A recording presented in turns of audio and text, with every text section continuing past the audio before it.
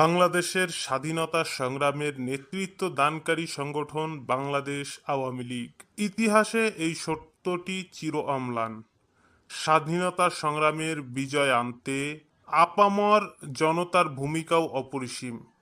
দুর্নীতিবাজ আর নাস্তিকবাদী বুদ্ধিজীবীর আধিপত্যবাদের কারণে সমালোচনার পথ পাড়ি দিচ্ছে এই দলটি। বৈষম্যর খেতাবে জনমনে চূড়ান্ত অসন্তুষ্টির কারণও হয়েছে। দেশ আবার শুদ্ধতার পথে। এখনো বাংলাদেশে সম্ভবত এমন কোনো পরিবার নেই যেখানে আওয়ামী লীগের ছোঁয়া নেই। দেশ আবার শুদ্ধতার পথে। পালিয়েছে আওয়ামী লীগ, নাকি দুর্নীতির আওয়ামী লীগ? আর শুদ্ধতার অভিযাত্রা আওয়ামী লীগকে বাদ দিয়ে নয়, কারণ আওয়ামী লীগও রাষ্ট্র তথা বাংলাদেশের নাগরিক সমাজেরই অংশ, তথা ইতিহাসের ও এক গুরুত্বপূর্ণ অধ্যায়।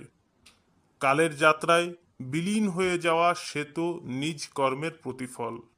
ইতিহাস শুধু অতীতে নয়, ভবিষ্যতেরও অপেক্ষায়। দুর্নীতিবাজ, আঞ্চলিক আধিপত্যবাদ আর নাস্তিকবাদী বুদ্ধিজীবীদের বেড়াজালে আবদ্ধ থাকা আওয়ামী লীগ ইতিহাসে রাজনীতিকে কলঙ্কিত করতে পারে, কিন্তু ঐতিহ্যকে নয়। মুক্তিযুদ্ধকালীন পাকিস্তানিদের পক্ষে সক্রিয় ভূমিকায় যারা ছিল, জাতি তাদের আজও যে তকমায় ভূষিত করে, বর্তমান পরিস্থিতিতে দুর্নীতিবাজ কিংবা অপরাধীরাও যে তকমাই পেয়ে থাকুক না কেন, স্বার্থে ব্যাঘাত লাগলে কিংবা স্বার্থ উদ্ধারে উভয় ক্ষেত্রেই ঢালাওভাবে তকমা দেওয়া, সেও হীন স্বার্থ চরিতার্থরই প্রতিরূপ। যারাই মনে প্রাণে ধারণ করবে যে এই সময়টা স্যাটেলাইটের, মনে রাখবে যে যুগটা এখনো ইন্টারনেটের। সামাজিক যোগাযোগ মাধ্যম রয়েছে, মানুষের হাতে হাতে ক্যামেরাযুক্ত মোবাইল রয়েছে, সারা বিশ্ব ন্যানো সেকেন্ড মালায় গাথা রয়েছে। তারা নিশ্চয়ই শাক দিয়ে মাছ ঢাকার ভুল কাজটি করবে না। বিশেষ করে রাজনীতিতে নয়, সরকার পরিচালনাতে তো মোটেই নয়। প্রজন্মকে মুক্তিযুদ্ধের চেতনা শেখানো হবে, ইতিহাস গিলানো হবে, অথচ ন্যায় ও সাম্যের সমাজ ব্যবস্থা প্রশ্নবিদ্ধ হবে। এমনটি তো এমন জামানার জন্য নয়। এই কথাগুলো বুঝতে চেয়েছিলাম, উপলব্ধি প্রকাশের চেষ্টাও ছিল। ব্যক্তি বিভ্রান্ত হতে পারে, ব্যক্তি বিশেষ ভুল দেখতেও পারে, বুঝতেও পারে। জনগণ তথা জাতির চোখ কখনো ভুল দেখে না, ভুল বোঝে না, এটাই চিরসত্য। মগজে মন্যে রাজনৈতিক নেতৃবৃন্দের বোঝা উচিত, রাজনীতিতে কৌশল থাকতেই পারে, কিন্তু ষড়যন্ত্র নয়।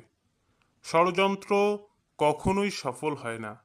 রাজনৈতিক অঙ্গনে যারা বাংলাদেশ আওয়ামী লীগের রাজনীতিতে ছিল, যারা আওয়ামী লীগকে সমর্থন জানায় অথবা আওয়ামী লীগের শুভাকাঙ্ক্ষী, তাদের মধ্যে এমনও রয়েছে যারা পরিচ্ছন্ন মনের অধিকারী।